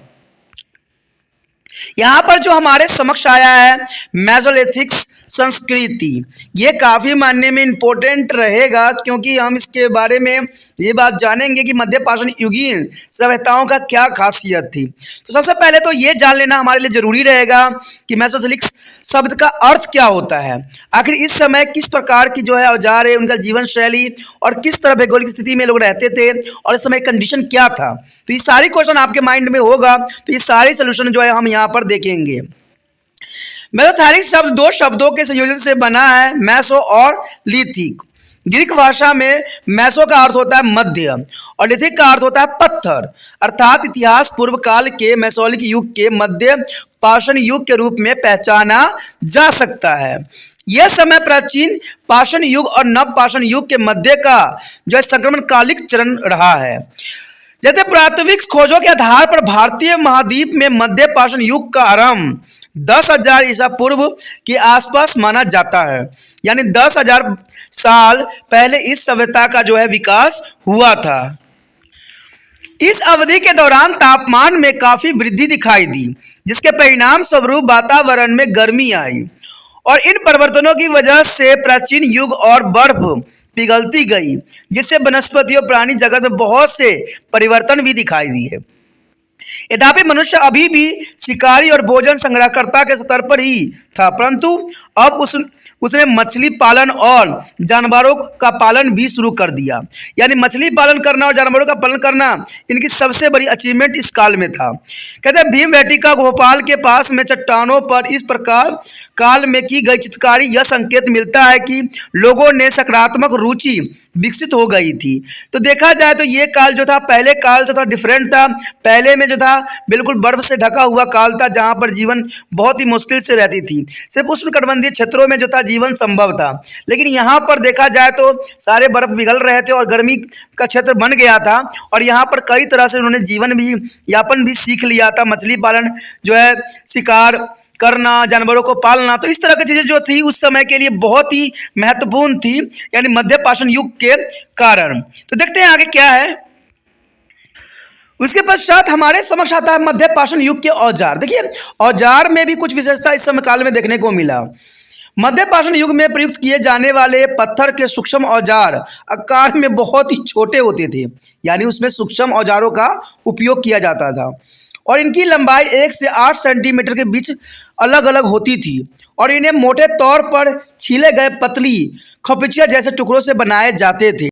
इनमें कुछ औजारों का आकार जो थी ज्योतिषीय रूप में होता था, जैसे कि आपका जो है स्कूल के बैग में अगर आपने ज्योमेट्री बॉक्स होगा जिसमें त्रिकोणीय आपको मिलेगा, चंद्रकार मिलेगा, तो उस तरह के इसका जो था उनके टूल हुआ करते थे।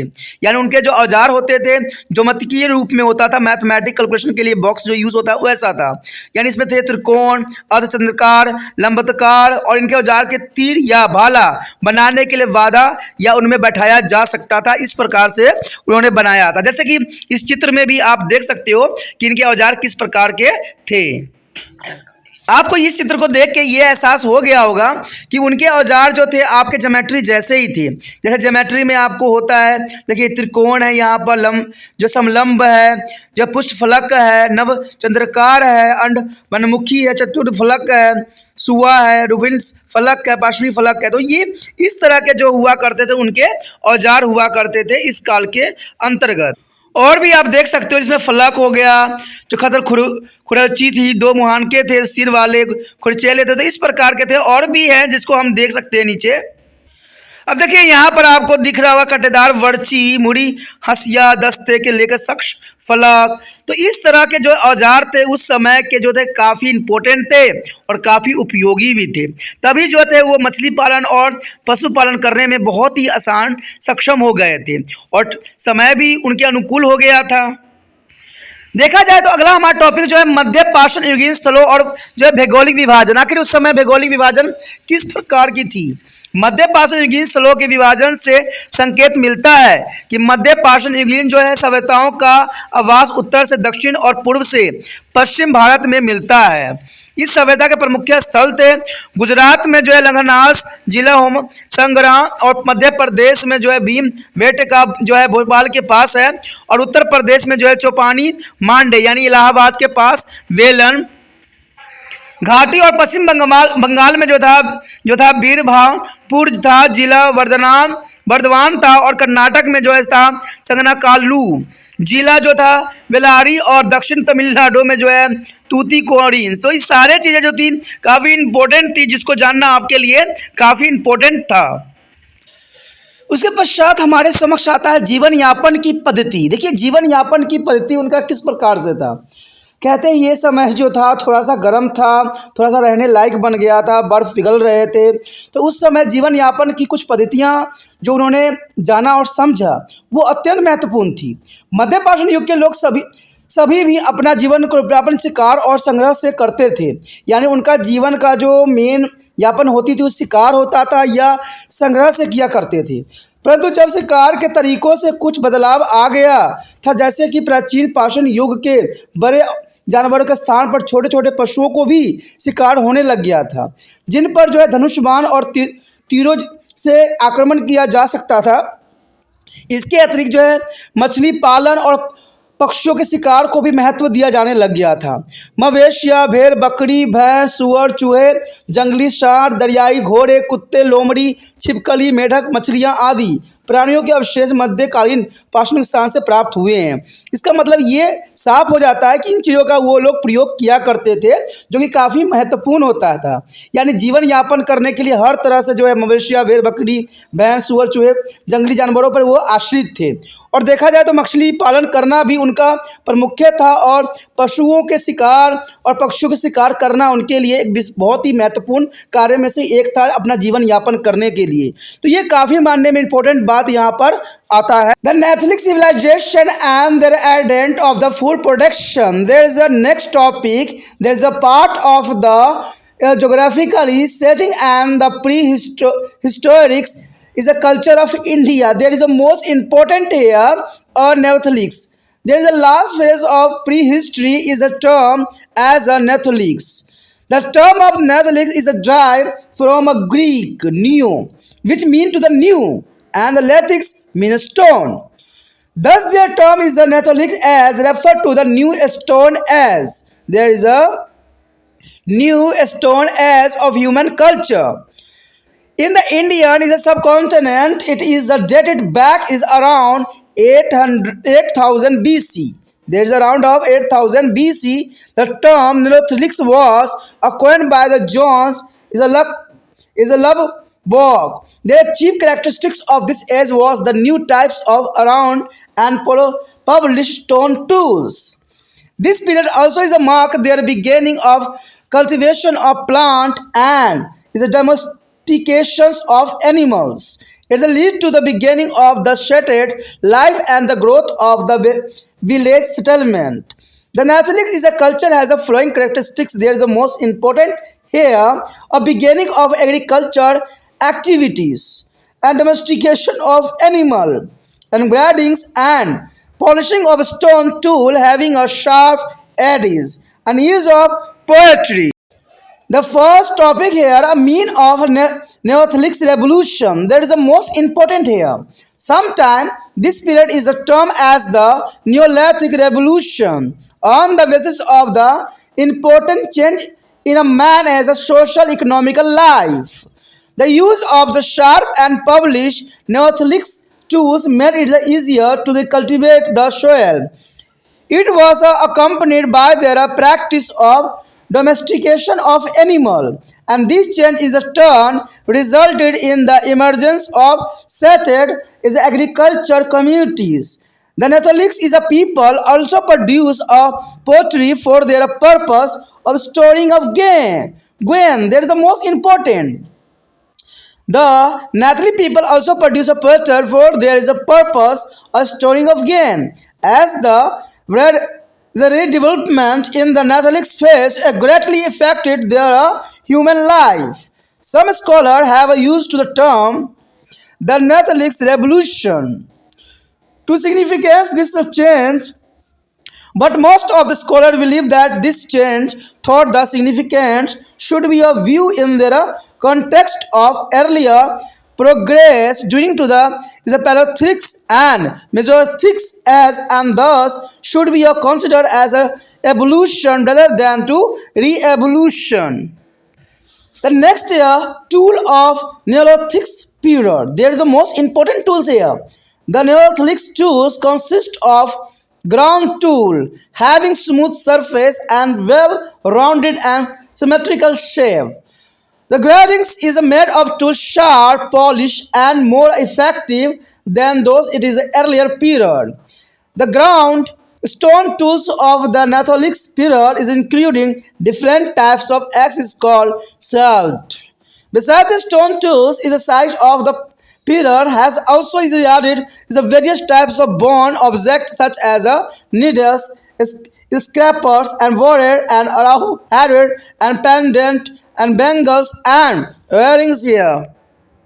Here show the tools of different size in here and picture. There is the most important.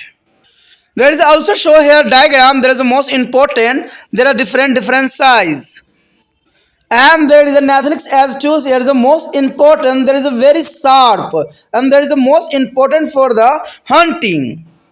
This tool is the most important because there is a very sharp and kill the animals the one first time. There is the most important tool here. This tool is made by the bone. There is the most important here. The bone has a crack them and there is a make a tools. There are bone tool. Here show the bone as a tools. There is the most important here shape and size. And there is a size and there is 25 and there is a very sharp. And there is sharpness is the very useful the killing and hunting of animal.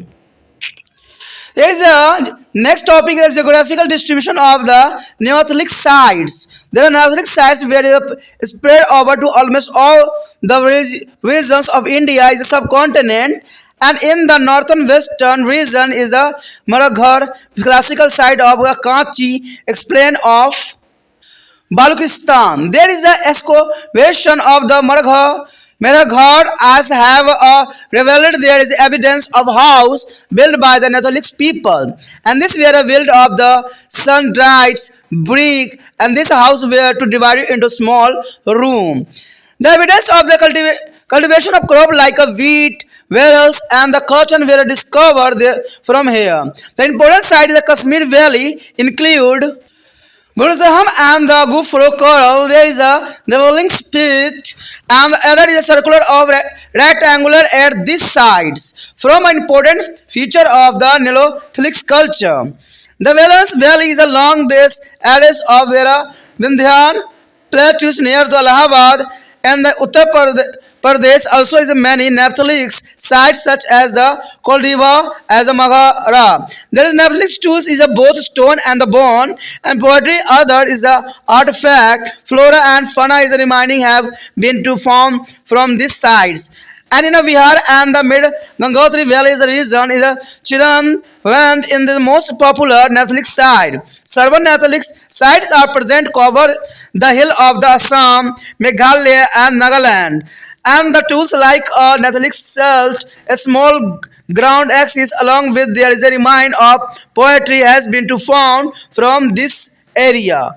In the South India is a Nathalic settlement where a discover along their river Bhima, Krishna, and Tungavodara and the Kaveri. Some important sites are the Sanghakula is a Brahmaris and Musk is a Pikil Hall and the Hall there is a Karnataka. Uttanar is a Nag Jukonda is the Buddhism is the Andhra Pradesh and Payomambalis is the Tamil Nadu. This side has a Yarid developing is a pitch along with there is a evidence of cultivation of the camels as a domestication of animal milters, ragis, and was one of the earliest crops is a cultivation by their villagers of South India. Here show the map.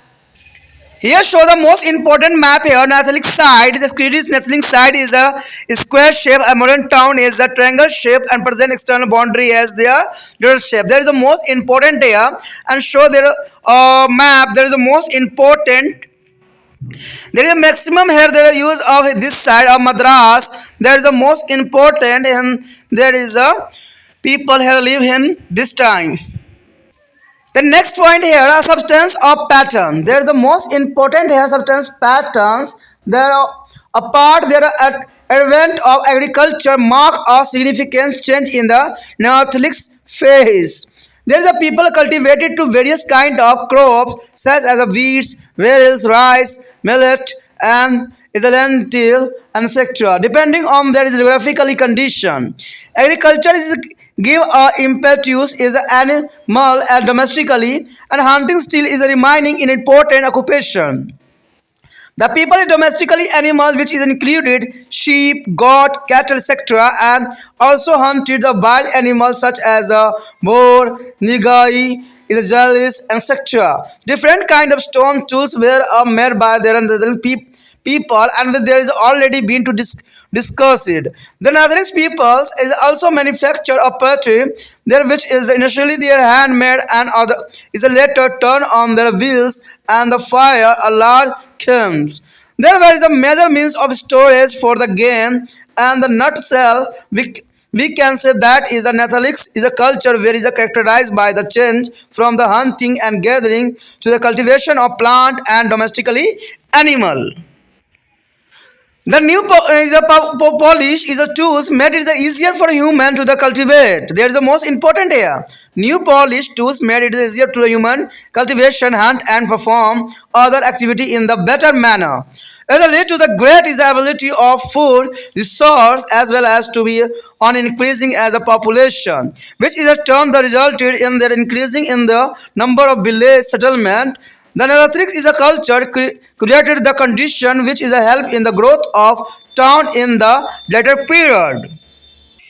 यदि हम यहाँ पर बात करें अत्यंत महत्वपूर्ण युग यानी नवपाषाण युग की सभ्यता और खाद्य उत्पाद का आगमन, यानी इस समय जो था मनुष्य ने बहुत कुछ सीख लिया, बहुत कुछ जान चुका था, इसलिए इसको नवपाषाण युग की सभ्यताओं के रूप में यहाँ परिभाषित करने की कोशिश किया गया है, जो कि काफी इंपॉर्टेंट रहेगा।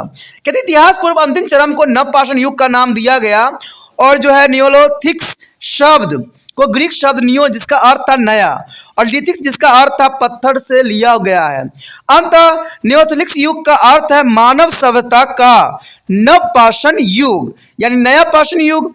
भारतीय उपमहाद्वीपों में इसका काल जो है क्रमशः 8000 BC यानी ईसा पूर्व माना जाता है। नियोलिथिक शब्द का निर्माण जॉन लुबक द्वारा किया गया था। युग की प्रमुख विशेषताएं थी नए किस्म के घिसाई और पॉलिश किए गए पत्थर के औजार, इस काल के पौधों की खेती और घरेलू पशुपालन की शुरुआत के रूप में भी पहचाना जा सकता है।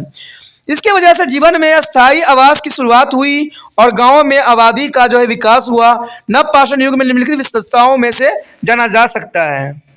इनकी विशेषता देखा जाए तो सबसे पहले तो यही था, कृषि संबंधी गतिविधियों का इस समय आरंभ हो चुका था। घरों में पशुपालन करना उन्होंने शुरू कर दिया था। तीखे नुकेले पत्थर के औजार की घिसाई और उन पर पॉलिश की शुरुआत भी इसी समय के दौरान हुआ था। पटरी मिट्टी के बर्तनों का उपयोग करना, यानी इनका सबसे बड़ा खासियतों में से एक था जिसको वो संग्रहालय के लिए उपयोग किया करते थे। यानी जो वीट वूट्स होती थी उसको ग्रेन उनको जो है इकट्ठा करने के लिए जो है पॉटरी का इस्तेमाल किया करते थे, यानी मिट्टी के बर्तनों का, जो कि इनके बहुत महत्वपूर्ण में से एक था। उसके पश्चात आता है कि पहला पॉइंट कि नवपाषाणिक क्रांति क्या थी। नवपाषाणिक क्रांति से आप क्या समझते हो? कहते हैं व्यक्तियों के जीवन में आए महत्वपूर्ण सामाजिक आर्थिक परिवर्तन के आधार पर जो है कभी कभी इस काल अवधि को हम नवपाषाण क्रांति का नाम भी दिया जा सकता है।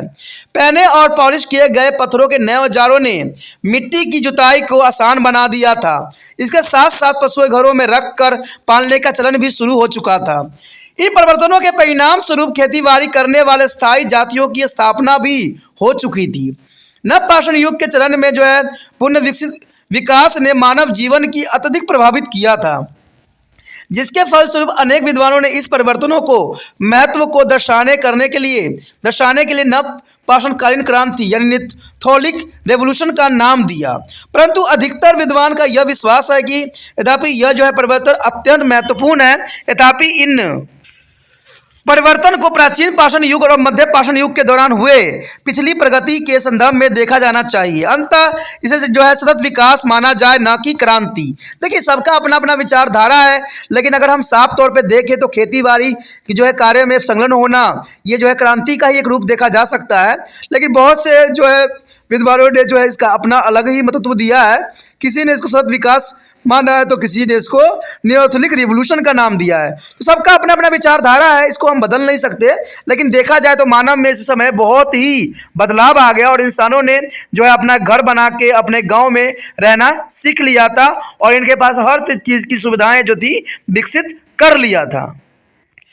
उसके पश्चात हमारे समक्ष आता है नवपाषाण युग के औजार। देखिए, नवपाषाण कहते हैं ना, कोई भी काल के अगर हम औजार देखें तो उस काल की सभ्यताओं की विशेषताओं को जो है उजागर करता है, क्योंकि औजार ही बहुत कुछ बता देती है।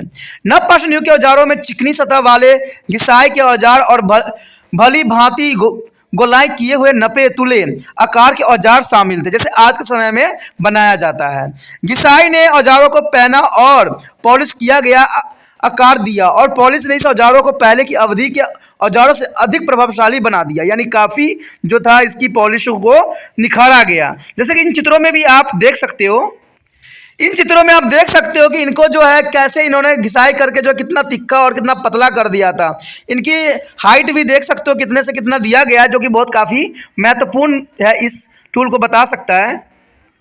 देखिए इन्होंने कितना जो है बारीकी से साथ जो है इन औजारों का जो है निर्माण किया, जो कि बहुत काफ़ी इंपॉर्टेंट था और बहुत ज़रूरी था। और भी देखते हैं इनके औजार जो आपके समझ के लिए काफ़ी ज़रूरी भी है। देखिए, यहाँ पर नवपाषाण युग के औजार कितना जो है बड़ी कितनी तिक्की बनाई गई थी, तो आप समझ सकते हो कि इसकी हाइट लंबाई सब यहाँ दर्शाया गया है, जो कि आपको समझाने के लिए पर्याप्त है कि ये आजकल के जैसे ही वो बनाया करते थे। बेशक उनके बनाने का जो तकनीक था अलग था, वो हड्डियों का भी प्रयोग करते थे, पत्थरों का उपयोग करते थे, और आने वाला समय में धीरे धीरे उनकी विकास और भी होती चली गई। देखिए, ये सब जो बनाई गई है कितनी अनोखी है और कितनी विचित्र है। हर कोई शिकार के लिए वो लोग अलग अलग तरीक़ों का जो है इस्तेमाल किया करते थे। तो ये चीज़ें आपके समझने के लिए ज़रूरी होगा कि भाई उस समय के जो लोग थे किस प्रकार के औजार का इस्तेमाल किया करते थे। इन औजारों को देखने से इनकी विशेषताओं का हमें पता लग जाता है कि वो किस प्रकार के जो है उस समय जानवर हुआ करती थी, किस प्रकार जो है ये लोग इसका इस्तेमाल किया करते थे। आप देख सकते हो कि ऊपर से भी कोई चीज़ फंसाने के लिए उन्होंने इन चीज़ों का व्यवस्था पहले से ही कर रखा था। ये सारे औजार जो है बहुत विशिष्ट और महत्वपूर्ण है उस समय के जो है काल को दर्शाने के लिए, जो कि आप यहाँ समझ सकते हो, देख सकते हो कि कई जगहों पे तो हॉल भी नज़र आ रहा होगा। तो ये बांधने के लिए उपयोग किया करते थे, तो जो कि इनकी औजारों की मुख्य विशेषताओं में से एक मानी जा सकती है। देखा जाए तो नवपाषाण युग के घिसाई किए गए औजार में विभिन्न प्रकार की कुल्हाड़ियाँ शामिल थी, जिन्हें हम सेलेक्ट यानी जो है आदिम कुल्हाड़ी कहा जाता है। पत्थर के औजारों के अतिरिक्त इस युग के स्थान पर विविध प्रकार की हड्डियों से बनी हुई वस्तुएं जैसे सुइयां, स्केपर, भूमि में छिद्र करने वाले औजार, वेरेट, तीरों के जो अग्रभाग, पैटर्न्स, चूड़ियां और कान के बुंदे आदि भी पाए गए हैं, जिसको हमने अभी डायग्राम में देखा भी है। ये सारे के सारे अत्यंत महत्वपूर्ण डायग्राम थे, जिसको ये दर्शाता था कि इस समय जो है नीलोथिक एज में किस प्रकार के लोग जो थे विकसित हो चुके थे और उनका रहन सहन, उनके औजार किस प्रकार के थे। उसके पश्चात हमारे समक्ष आता है नवपाषाण युगीन स्थलों की जो है भौगोलिक विभाजन। देखिए, भारतीय उपमहाद्वीपों के लगभग संपूर्ण भूभाग में नवपाषाण युगीन स्थलों का जो है विस्तार मिलती है। उत्तर पश्चिम क्षेत्र में जो बलुचिस्तान के कच्ची मैदानी क्षेत्र में जो है मेहरागढ़ ऐसी ही एक उत्कृष्ट स्थल है। मेहरागढ़ में की गई खुदाई से नवपाषाण युग के लोगों द्वारा घरों के निर्माण के समक्ष सामने आए हैं। यह घर धूप में सुखाई गई ईंटों से बनाए गए थे और इस घरों में छोटे कमरे के विभाजन भी किए गए थे। गेहूं, जौ और कपास की खेती किए जाने के प्रमाण इस असल पर जो है साफ देखने को मिल जाता है। कश्मीर घाटी में प्रमुख स्थानों में जो है मुजहोम और गुफरा कौल्स शामिल हैं। इन नवपाषाण युग की सभ्यताओं की महत्वपूर्ण विशेषताओं में से एक विशेषता इन जगहों पर रहने के लिए पाए गए गोलाकार और आयताकार गड्ढे भी जो है विशेष अपना स्थान बता रहे हैं। विंध्य पठार के किनारे के साथ साथ उत्तर प्रदेश में इलाहाबाद के पास स्थित बेलना घाटी में भी अनेक स्थान ऐसे हैं जहां जोकुलहिवा और महागारा पाए गए। देखिए, काफ़ी इंपॉर्टेंट उनके जो है इस समय की विशेषता बता रहा है, क्योंकि वो हर तरह से जो है काफ़ी विकसित हो चुके थे और वो गांव में रहना शुभ आरंभ कर चुके थे, जिस वजह से उनका जीवन में काफ़ी बदलाव आ गया था। कई जगहों तो आप देखा भी है कि वो ईंटों के घर में रहा करते थे। गुफाओं जो थी उनकी मनपसंद जगह होती थी। लेकिन सबसे जो इम्पोर्टेंट बात है, यहाँ घर बना के और जीवन यापन करना उनकी सबसे महत्वपूर्ण विशेषताओं में से एक माना जा सकता है। नवपाषाण युग के औजार पत्थर और हड्डी दोनों से बनाए गए थे और मिट्टी के बर्तन, अन्य कलाकृतियां, फूल, पौधे और प्राणियों के अवशेष इन स्थानों पर हमें मिले हैं। इससे ये प्रमाण साफ हो जाता है। बिहार और जो है मध्य गंगा घाटी के क्षेत्र में जो है चिरंड बहुत ही लोकप्रिय स्थल है और असम, मेघालय और नागालैंड की पहाड़ियों पर भी अनेक स्थल मौजूद है। घिसाई की गई छोटी कुल्हाड़ियां के साथ साथ मिट्टी के बर्तन आदि इस क्षेत्र से मिले हैं। दक्षिण भारत में भीम, कृष्ण और तुंगभद्र और कावेरी नदियों के किनारे किनारे अनेक स्थल आबादी की खोज भी की गई है।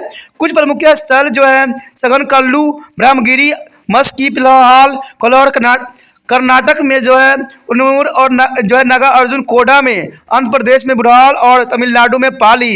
इस स्थानों पर खेती और पशुपालन के भी प्रमाण मिले हैं। रागी दक्षिण भारत के गांवों में उगाई गई सबसे प्राचीन फसल थी, जो कि काफ़ी इंपॉर्टेंट यहाँ बात को दर्शाता है। इन सब बातों को आप मैप से भी समझ सकते हो। यहाँ पर अगर आपने देखा कोई स्क्वायर शेप दिख रहे होंगे, जैसे श्रीनगर के पास है जो ब्रह्मोहम है, जो कि एक खनन किए गए स्थल है। आधुनिक शहर आपको ट्रायंगल शेप में दिख रहा होगा, जो कि काफ़ी इंपॉर्टेंट है। ठीक है, वर्तमान भारत की बाहरी सीमा जो है आपको डॉट रेखाओं में दिख रहा है, जो कि काफ़ी इंपॉर्टेंट को यहाँ दर्शा रहा है। ठीक है, इस बात को आप देख सकते हो कि पूरे भारत में जो है इनकी काफ़ी जो है स्थल थी, लेकिन सबसे अधिक जो है चरने के साइड आप देख सकते हो कितने सारे जो है यहाँ पर जगह को जो है स्क्वायर शेप में दिखाया गया है, जिसमें नागा अर्जुन कोडा भी आपको नजर आ रहा होगा, जो कि बहुत काफ़ी इंपॉर्टेंट बात को दर्शा रहा है। ठीक है दोस्तों, सारे पॉइंट को दिखाना बताना संभव नहीं है, क्योंकि टाइम का भी यहाँ पर बहुत ही प्रतिबंध होता है। उसके पश्चात हमारे समक्ष आता है जीवन कृपाण की पद्धति, यानी जीवन जीने की क्या पद्धति थी। नवपाषाण चरण में खेती बाड़ी का आगमन बहुत ही महत्वपूर्ण परिवर्तन था। भौगोलिक परिस्थितियों के आधार पर इस काल के लोगों ने विविध प्रकार की फसलों उगाई, जैसे गेहूं, जौ, दालें आदि। खेती बाड़ी के काम में पशुपालन गति दी गई। काफ़ी शिकारी जो है शिकार अभी भी लोगों का प्रमुख व्यवसाय में से एक था। लोगों द्वारा घरों में पाले गए पालतू जानवरों में भेड़, बकरी, गाय, भैंस आदि शामिल थे, जिससे वो काफ़ी उपयोग इस वस्तु प्राप्त करते थे। जो शिकार किए गए जंगली जानवरों में थे सुअर, नीलगाय और चिकारा आदि। नवपाषाण युग के लोगों द्वारा बनाए गए विविध प्रकार के पत्थरों के औजारों के संबंध में पहले ही हम जान चुके हैं और समझ चुके हैं। नीलोथिक काल के लोगों ने मिट्टी के बर्तन भी पहले हाथ से बनाया करते थे और बाद में चाक पहियों पर बनाने लग गए। इन्हें बड़ी बड़ी जो है भट्टियों में पकाया भी लगा। तो इससे साफ जाहिर होता है कि ये लोग काफ़ी विकसित होते चले गए, जैसे आज आधुनिक युग में ऐसा होता है। लेकिन काफ़ी इंपॉर्टेंट बात होता है कि गाँव में इस तरह की पद्धति आज भी देखने को मिलता है। तो आप कह सकते हो कि ये लोग जो थे बिल्कुल गाँव में जैसे लोग रहते हैं उस तरह से जीवन यापन ये लोग किया करते थे। कहते हैं अगर देखा जाए तो अनाज भंडार के लिए मुख्य साधन थे। संक्षेप में यह कह सकते हैं कि निथोलिक सभ्यताओं के विशेष रूप से शिकार और संग्रहकर्ता में पेड़ पौधे खेती बाड़ी करने और पशुपालन करने वाले लोगों में परिवर्तन होने वाली जनसमूह के रूप में पहचाना जा सकता है। यानी वो लोग जितने भी थे उनके जो मिट्टी घरे बनाए जाते थे उनमें बहुत ही इंपॉर्टेंट कार्य हुए करते थे कि अनाज के भंडारण करने के लिए उपयोग किया करते थे, जो कि काफ़ी इंपॉर्टेंट बात को यहाँ दर्शाता है। पॉलिश किए गए औजारों ने मानवों के लिए खेती बाड़ी शिकार करने और अन्य गतिविधियों से संबंधित कामों को आसान कर दिया था। इसके परिणाम स्वरूप खाद्य संसाधनों की बहुलता में उपलब्धता से जनसंख्या में भी बढ़ोतरी दर्ज की गई और बढ़ती आबादी के कारण गांवों के स्थायी आबादियों में भी वृद्धि हुई। नवपाषाण युग की सभ्यताओं ने ऐसी परिस्थितियां पैदा कर दी जिसके बाद के समय में शहरों और कस्बों के विकास में सहायता मिला। तो आज के समय गाँव अगर देखोगे तो कुछ हद तक इसी तरह से नजर आएगा। तो ये नेथलिक्स एज के रूप में ही देखा जा सकता है, जहाँ पर विकास की हर एक चरण आपको स्पष्ट और जो है दिखेगा। The next topic is here a prehistoric art. The prehistoric art is the most important topic here. The rock painting, where is an important and distinctive feature of the Mesothelic peoples, and though there is a beginning, maybe a traced to the upper Paleolithic period. And this painting are made on the walls of rock strata, a maximum of which has been found at the Bhimbetka and Madhya Pradesh, and this throws a light on the social and economical life on the Mesothelic people. And the main subject of the painting are huntings, fishing, and is a food gatherings. That is the most important. An animal like a boar, buffalo, monkey, and the nilgai are there often to the depicted of this painting. And this social activity like there is a child birth, rearing of child and the burial ceremony, and also show in there is a rock painting. This scenes of hunting in the groups or together as a Mesothelic people live in the small group. Thus we can say that the Mesothelic society was a more stable than the one of the Paleolithic as, and though there is a huntings and gatherings still remain, it is a main is a preoccupation there is the most important. And important also here to show the diagram. This diagram is the most important of this times of represent. There is the most important diagram here. यहाँ पर जो हमारे समक्ष आया है pro ऐतिहासिक कला, देखिए काफ़ी इंपॉर्टेंट है। चट्टानों पर चित्रकारी मध्य पाषाण जो है मेसोथिक युग के लोगों की बहुत ही महत्वपूर्ण और विभिन्न विशेषताएं थी। यद्यपि इसकी जो है शुरुआत के संकेत उत्तर पूरा पाषाण काल से भी हमें पाए गए हैं। यह चित्रकारी चट्टानों में बनाए गए बसेरों के दीवारों पर बनाई गई थी और इनमें से अधिकतर चित्रकारी जो थे मध्य प्रदेश में भीमबेटका में पाई गई। यानी प्रो-ऐतिहासिक कला के रूप में इसी बात को आप समझ सकते हो कि वो लोग जहाँ रहते थे वहाँ पर हर तरह की चित्रकारी करते थे। जैसे आप लोग भी अपने जो है बॉल पे क्या लगाते हो, चित्र लगाते हो, वो लोग चित्र स्वयं बनाया करते थे क्योंकि उस समय इतनी टेक्नोलॉजी नहीं थी। ठीक है, इससे उनके चित्र जो थे हमें ये समझाने के लिए बहुत पर्याप्त थे कि वो किस प्रकार के एक्टिविटी किया करते थे। इन्हें मध्य पाषाण लोगों के सामाजिक आर्थिक जीवन की झांकी हमें साफ देखने को मिलता है। ठीक है, चित्रकारी में पाए गए चित्रों का मुख्य विषय था शिकार, मछली पकड़ना, भोजन एकत्र करना। ये सब बातों को उन्होंने दर्शाया भी था। जैसे जंगली सुअर, भैंस, बकरी और नीलगाय आदि का चित्र आमतौर पर चित्रों में देखने को मिल जाता है।